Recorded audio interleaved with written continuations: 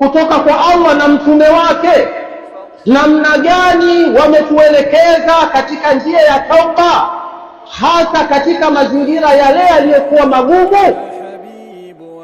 تكن ممن يضيع شهره بحرام شهر يوسف عليه السلام ربنا أعطاكه anamwambia Allah tabaraka wa taala, rabbi السجن أحب إلي مما يدعونني إليه. Mola wangu mlezi,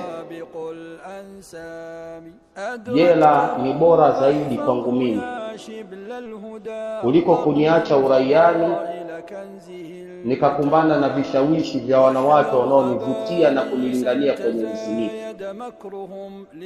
Fakhtara Yusuf alayhi salam an yakhruja min albilad wa yamkutha fi as-sijn firaran min al-ma'asi.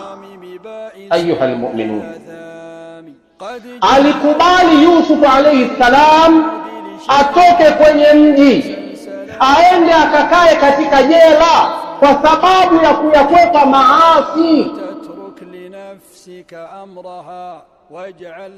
وقال يوسف عليه السلام وإلا تصرف عني كيدهن أصب إليهن وأكن من الجاهلين. Kama Allah hukuniondoshea wewe kwa uwezo wako vitimbi hivi vya hawa wanawake wanaonitaka ni wazini, asbu ilaihinna, utatafsiri vipi hapo? Asbu ilaihinna, mina wazini kweli hawa, wa akun min aljahilina, na ninakuwa katika watu wajinga. Allah, dhambi hii mimi sina uwezo nayo, msaada mkubwa naohitaji ni kutoka kwako, nisaidie Mola wangu kwenye dhambi hii. Hata kama itatokea kusalimika na dhambi hii kupelekea nikakae jela, niko tayari.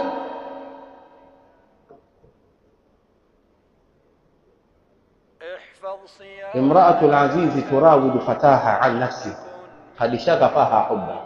Habari imeenea mtaani, mke wa mfalme anamtaka kijana wake, kazidiwa na matamanio. Mke wa mfalme uwaga anavutia hata kama asili yake ni mbaya, kwa sababu tu ya kuwa kwake anatoka nyumba ya nani? Ya mfalme.